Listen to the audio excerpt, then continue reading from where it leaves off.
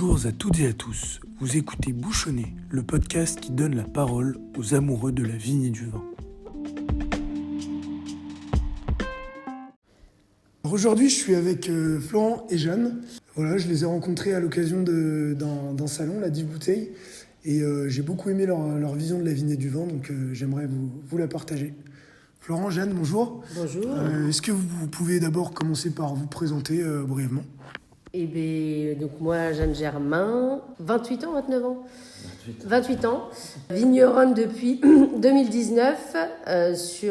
Donc j'ai commencé avec 20 arts et maintenant on a 1,7 hectare.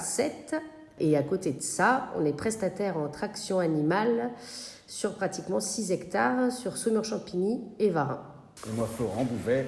Moi, j'ai rejoint Jeanne en janvier 2021 pour commencer l'aventure avec elle, bien que je faisais déjà les vendanges chez Thierry depuis 2017, donc je connaissais déjà un petit peu dans le vin, mais moi, j'étais chauffeur routier avant, donc aucun rapport. Et voilà, Jeanne m'a fait découvrir ce milieu, Jeanne et Thierry, et du coup, j'en ai pris une passion. Et voilà, et maintenant, je supporte et accompagne ma chérie tous les jours dans ce beau travail. C'est vrai. Le projet ici, comment il vous est venu et c'est quoi l'objectif ? L'idée, c'est que aujourd'hui, on a 1,5 hectare en production, enfin 1,7 hectare de planté, 1,5 hectare de production. On a les 20 arts de chenin qui vont arriver l'année prochaine. Florent et moi, on apprécie plus d'être dans les vignes avec les chevaux pour nos labours plutôt que de faire les travaux en verre ou la taille ou les bourgeonnages. Du coup, aujourd'hui, on voudrait plus améliorer, agrandir la partie traction animale que vitivinicole. Donc, on a pas mal de projets autour de ça, notamment faire des formations de traction animale sur l'entreprise. Je pense que de toute manière, on va agrandir sur la partie production parce que, aujourd'hui, on vinifie, on élève les vins aux roches neuves. Et mon père, à terme, mon père et mon frère, sur les roches neuves, veulent diminuer.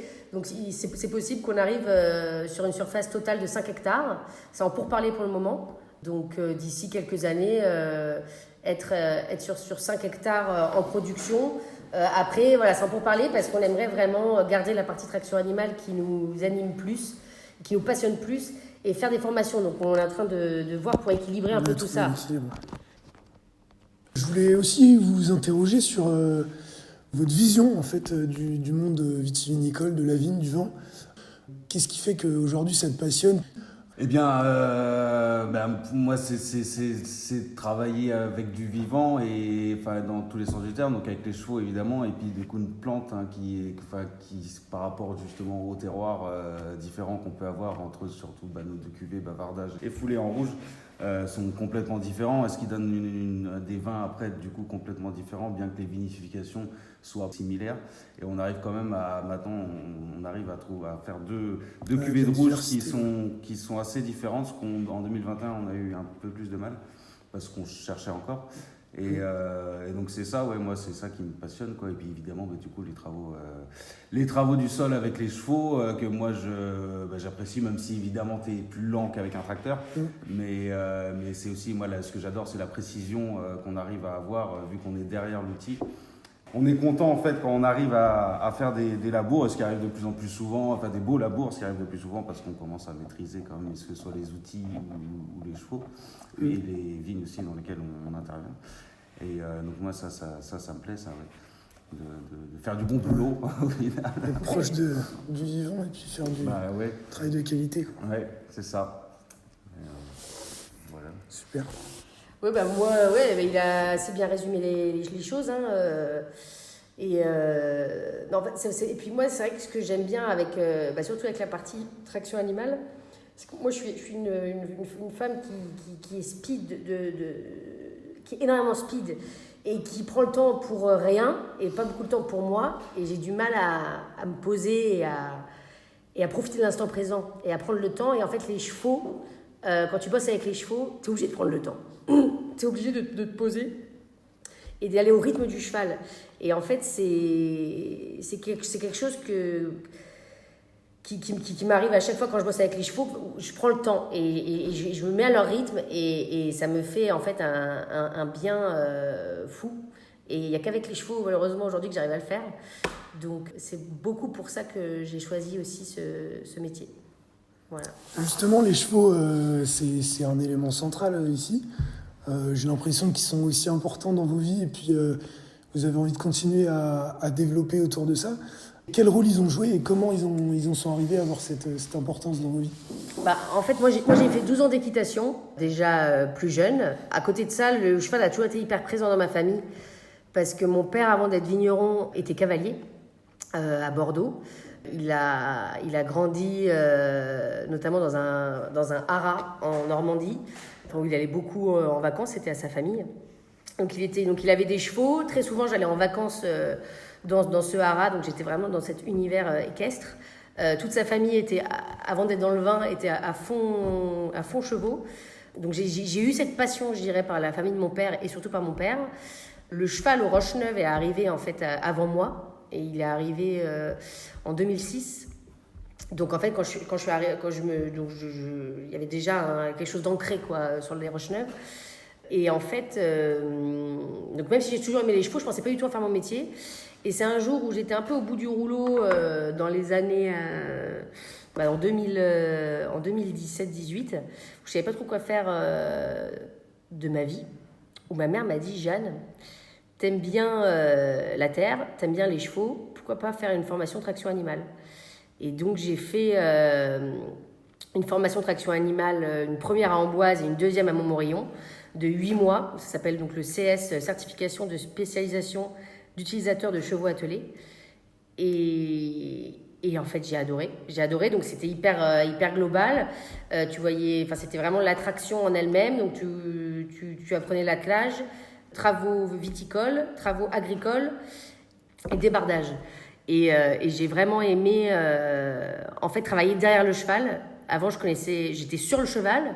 J'ai connu l'approche de travailler derrière et t'as des émotions qui sont nées que j'avais pas avant, que je connaissais pas.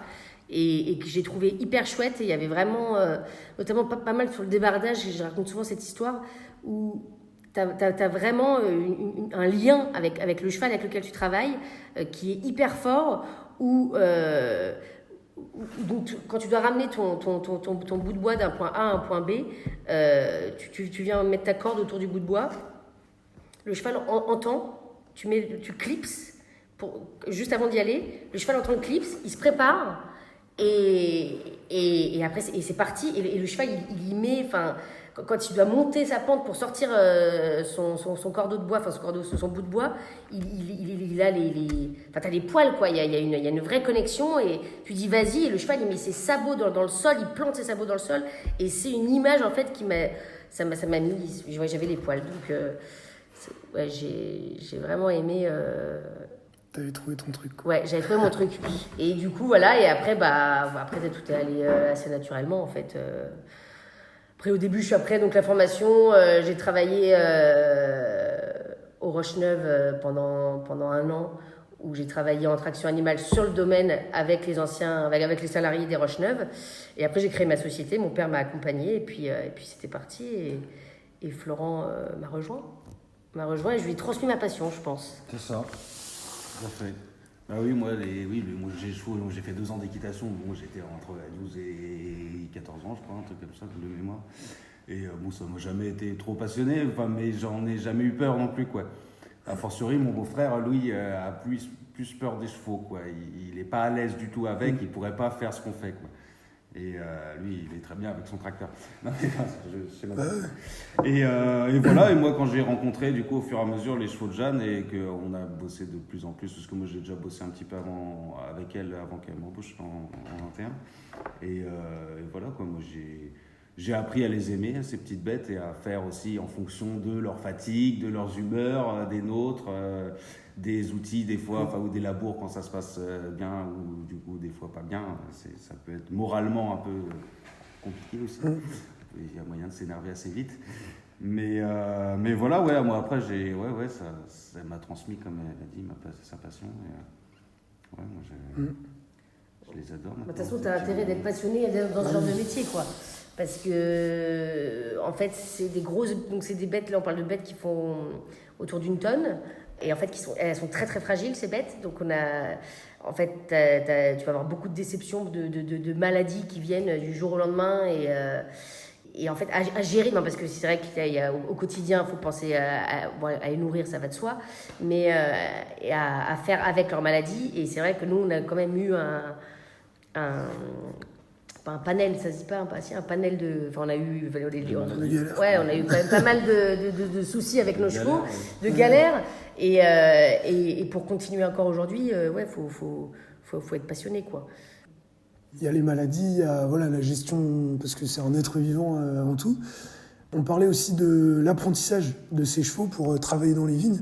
Comment ils sont entraînés à ça? Est-ce que ça se perd aussi? Parce que vous allez pouvoir m'expliquer, mais c'est saisonnier comme travail. Ils ne travaillent pas toute l'année non-stop. Donc comment vous organisez par rapport à ça avec les chevaux? Alors déjà, les 3 chevaux, c'est ça qu'on ne les a même pas présentés. Et ça, c'est quand même important. Donc on a Comtesse et Ben, où là, ça c'est 2 Ardennais. Et depuis peu, Quadrille, qui est une percheronne de 12 ans. Ils sont tous dans le même âge. Ils ont 12 et 13 ans. Et donc du coup, Ben et Comtesse étaient déjà sur le domaine, quand moi j'ai créé ma société. Quadrille, on l'a récupéré début d'année 2024. Alors à l'époque, moi, mon père avait acheté les chevaux déjà formés. Donc ça veut dire qu'ils acceptaient le harnais, ils avaient fait un petit peu de vigne. Après, c'est ce que je dis tout le temps. Puis là, le Quadrille, c'est pareil, on l'a acheté, elle avait déjà fait 4 ans de vigne. Former un cheval, éduquer un cheval, un poulain ou un jeune cheval, l'éduquer, c'est un autre métier. Ça prend du temps. Aujourd'hui, on n'en a pas. D'ailleurs, qui en a? Et du coup, on n'a pas le temps de former un cheval, même si à l'année, on le fait aussi. C'est-à-dire que les chevaux, à l'année, on les forme. Il faut leur dire, faut les féliciter quand c'est bien, les gronder quand c'est pas bien. Parce que tu peux vite te faire avoir par le cheval, vite te faire attraper par le cheval. Si tu fais une chose de mal, si tu te laisses marcher dessus une fois, le cheval, il est pas bête, il va le savoir. Et une fois qu'il a pris la dominance sur toi, après, c'est foutu. Donc, en fait, c'est un peu comme les enfants, quoi. C'est un travail... c'est un travail quotidien. Et qu'on essaye de faire au mieux chaque jour. Mais voilà, en tout cas, ils étaient formés à l'achat, quoi. Vous n'avez pas encore eu cette expérience de récupérer un cheval jeune et puis de réussir à le... Alors non, c'est autre chose, quoi. Non, moi j'avais fait une formation pour apprendre un peu, entre guillemets, à débourrer un cheval lors de mes stages, lors de ma formation CS utilisateur de chevaux atelier. C'est vrai que c'est un job et c'est hyper intéressant, mais c'est pas c'est pas notre métier. La vigne, le vent, c'est un milieu qui en ce moment est en transition. Voilà, il y a plein d'initiatives qui sont prises. On voit l'essor de la biodie, du bio. Vous, quel est votre regard là-dessus? Comment vous avez envie de vous inscrire là-dedans en tant que jeune vigneron et professionnel du milieu? Voilà, comment vous envisagez l'avenir et puis comment vous avez, vous, envie de vous inscrire dans cette lignée? Ouais, tu m'en poses une bonne. Après, moi, je pars du principe qu'il faut aimer ce qu'on fait et faire ce qu'on aime. Voilà. En fait, aujourd'hui, on travaille avec la philosophie de la biodynamie dans les vignes. On a la chance d'être ancré sur les roches neuves, c'est-à-dire que donc on vinifie, on élève nos vins en roches neuves. Pour les traitements, vu que sur 1,7 hectare, on a 8 petites parcelles, les traitements, j'avoue que c'est l'équipe c'est les salariés des Roches Neuves qui vont venir faire les traitements, donc que ce soit 500, 501, Mariatune et les infusions qui viennent les pulvériser sur nos vignes. La philosophie de la biodynamie, c'est une philosophie qui est très complexe. Aujourd'hui, on l'applique sur les vignes parce qu'il y a aussi une facilité pour l'appliquer, parce que je suis la fille de Thierry Germain. Mais oui, j'y crois. Après, aujourd'hui, je ne pourrais pas l'expliquer. Ou avec mes mots, je dirais que... Parce que j'ai pas assez de recul aujourd'hui. Florent, encore moins. En fait, oui, on travaille autour du vivant. Bon, de toute façon, déjà, on travaille avec un cheval, mais autour du vivant, en règle générale, comme il l'a dit, autour de la plante. Pour moi, la biodynamie, c'est quoi? C'est anticiper au maximum à l'année. C'est anticiper la maladie, anticiper pour que ta plante, pour que cet être vivant soit au meilleur de sa forme tout au long de l'année. Donc anticiper quand tu vois ton feuillage dépérir, quand tu vois tes sols qui sont en train de se tasser. Enfin voilà, il y a plein d'exemples. Et donc c'est beaucoup d'observations en fait. C'est beaucoup d'observations. Après, nous on travaille en vin nature donc pas sur le rosé parce qu'on bloque la malo, donc on met un tout petit peu de soufre pour bloquer la malo, pour garder une acidité, une tension sur le cab rose. Après sur les rouges, on travaille en vin nature parce qu'aujourd'hui ça marche bien comme ça. Après on n'est pas sectaire vin nature, c'est-à-dire que si un jour il faut mettre du soufre parce qu'il y a un problème, on en mettra sans aucun doute. Aujourd'hui on a la chance depuis 2019, et je touche du bois, de ne pas avoir eu de soucis, donc on a toujours travaillé en vin sans soufre, et c'est un parti pris, c'est un risque qu'il faut mettre en avant. Après on travaille avec un matériel hyper chouette, parce que c'est avec le matériel de mon père. On a une hygiène, une grosse hygiène dans le chai ou en cave, et à côté de ça, pourquoi on travaille en vin nature, c'est parce qu'en fait on aime, on boit beaucoup de vin nature dans notre vie privée. On a beaucoup de copains qui travaillent en vin nature, et pour nous ça nous paraissait juste évident en fait, par choix, par rapport à nos goûts en fait, tout simplement. Donc voilà. Super, merci beaucoup. Je vais, juste avant de vous quitter, je vais vous demander une dernière phrase ou un mot sur qu'est-ce que représente la vigne, le vin pour vous. Si vous deviez en parler à quelqu'un qui n'est pas proche de ce milieu-là, comment vous lui en parleriez ? Goûtez-le déjà, et voyez si ça vous plaît ou pas. Oh, c'est déjà très bien, ça suffit même des fois. C'est un métier paysan, c'est un métier tributaire de la météo. C'est un métier, si t'es pas passionné, si tu vis pas à 200%, tu peux vite baisser les bras, parce que c'est un métier qui est difficile, que ce soit d'être vigneron ou d'être prestataire de services en traction animale. C'est deux métiers, si tu les vis pas à 200%, tu les vis pas, tu les subis. Et parce qu'à l'année quand même, qu'il pleuve, qu'il neige ou qu'il fasse 40 degrés, ta vigne elle continue de grandir, elle continue de pousser, elle continue de vivre, et faut être là pour l'accompagner à l'année. Et si tu loupes le coche, t'es comme un couillon. Donc sois passionné, sinon passe ton chemin. Super, merci beaucoup. Voilà. C'est une belle manière de finir. Merci pour votre accueil. Merci. Puis, j'espère qu'on aura l'occasion de se revoir. Puis je vais suivre l'aventure, ça c'est sûr. Parce que vos cuvées, elles sont super, et puis elles méritent d'être découvertes. Merci. Merci beaucoup.